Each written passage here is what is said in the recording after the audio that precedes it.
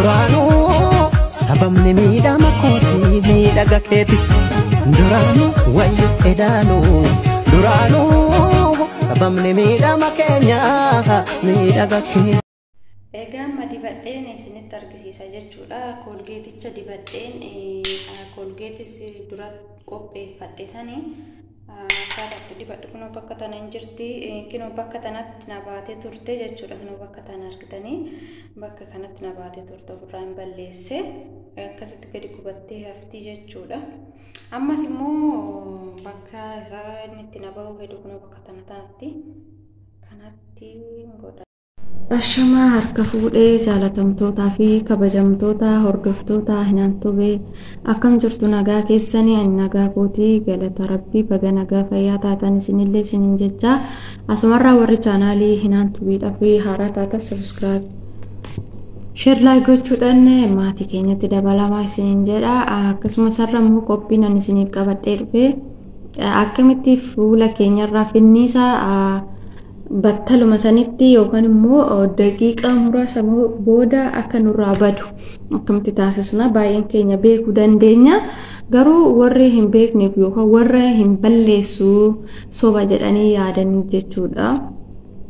Wanta kana itti fayyadameen arge jechuudhaani itti fayyadamee waan hin argeef isinillee akka itti fayyadamtanii finniisni isinirraa badu isinin jedha.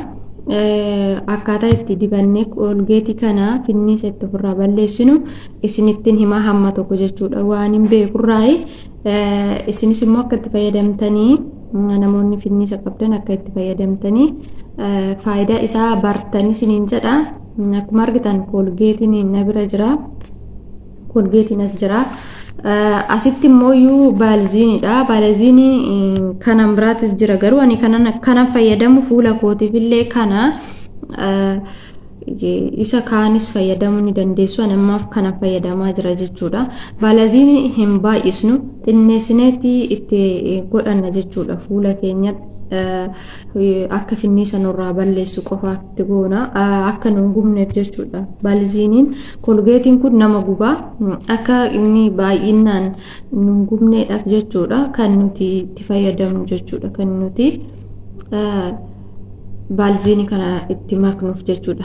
Barbaadan kana duwwaallee fayyadamuu ni dandeessu. Dhiqattanii kaatanii fuula keessan iddoo finniisa qabutti dibachuu ni dibattanii daqiiqaa muraasan booda gogossee balleessaa jechuudha. Ni balleessa guutumaan guututti ni balleessa warri itti fayyadamtanii beektan jechuudha.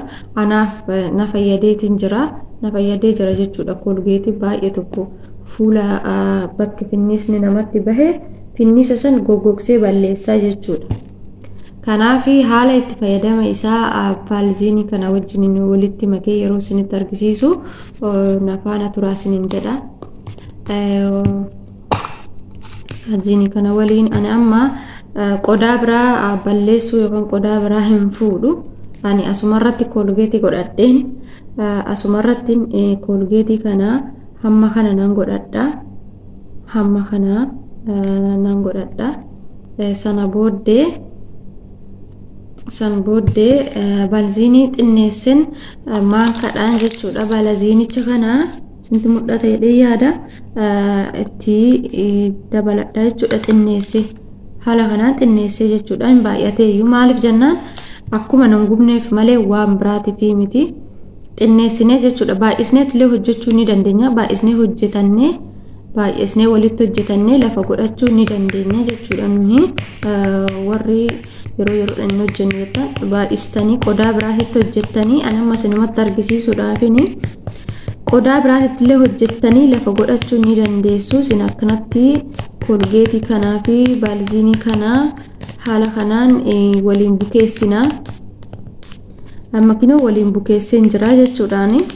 Waliin bukeessee haala kanaanani fuula koo dhiqadhee fuula kiyya dhiqadhee ka'ee iddoo finniisa kootii sana itti rirrigaa jechuudha.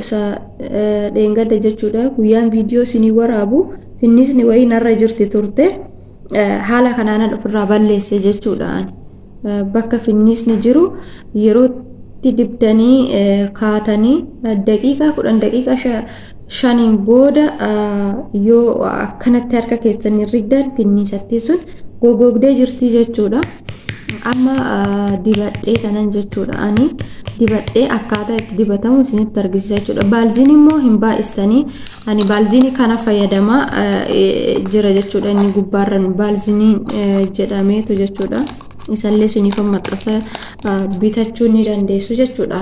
Ani kana fayyadamaa. Kan kunis immoo fuula namaatiif baay'ee tokko barbaachisaadha. Qaama namaatiif baay'ee tokko gaariidha jechuudha. Kanatti fayyadamaa isiniin jedha. Yoo barbaadan immoo sanittis fayyadamuu ni dandeessu. Haala kanaan jechuudha baalziin kuni. Ani amma haala kana qopheeffadheetiin jira.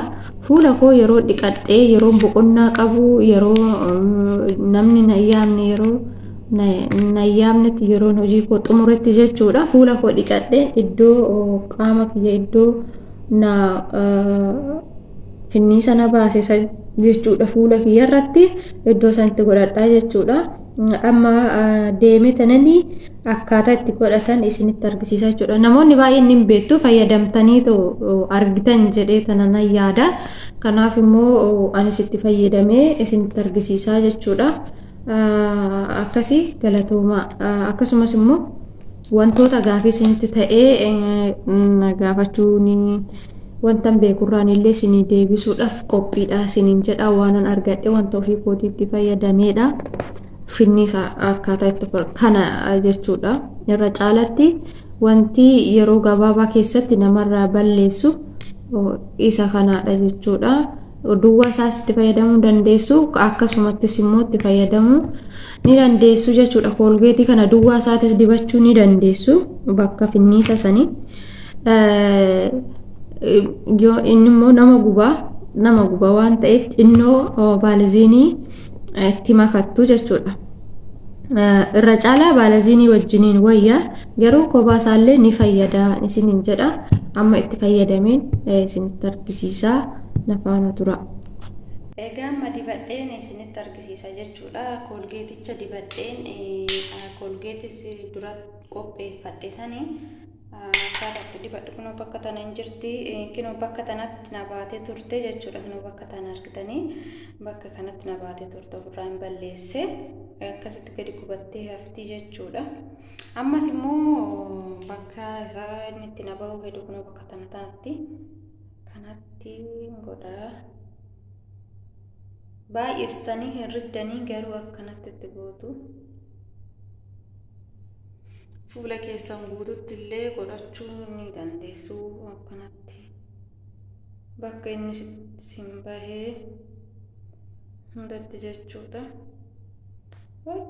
Dabbasaa hodii beekaa godii kish. Bade. Maal kanatti dibatta jechuudha. Bakka finniisni sin jiru, bakka finniisni sin bahe qaama keessan guutuu fuula keessan guutuu illee yoo dibatta nama tokko rakkina fiduu koolgeetii ilkaan rigannu jechuudha.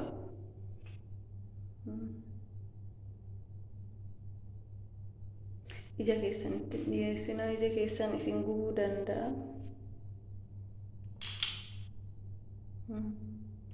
Anaayyuu na gubee.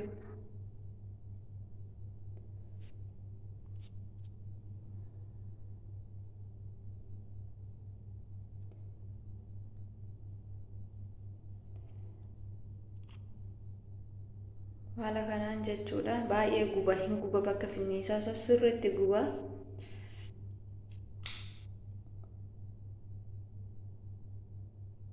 Haala kanaan jechuudha.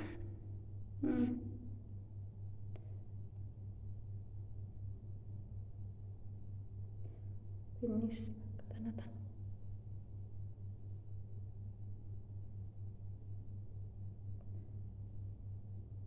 Isin iddoo finniisaa sanittis gootanii dhiisuu dandeessu. Kanatti bakka finniisa qabu sana akkanatti itti rirriddu xiqqoo akkanatti baay'ee riddanii qaama keessan fuula keessan hirrignaa baay'istanii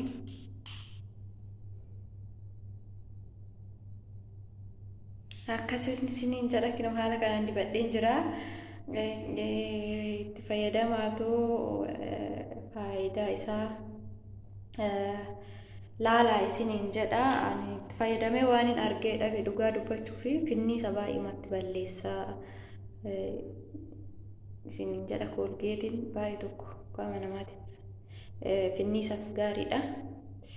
Kinoon mana gubaa jira obsuu qabdu jechuudha baay'ee nama gubaa obsaa isiniin jedha.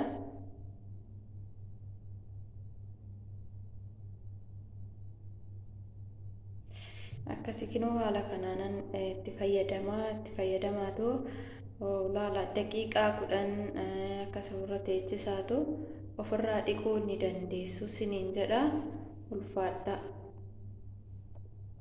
Duraanuu sababni miidhama kootii miidhaga keeti duraanuu wayyu edaanuu duraanuu sababni miidhama keenya miidhaga keenya.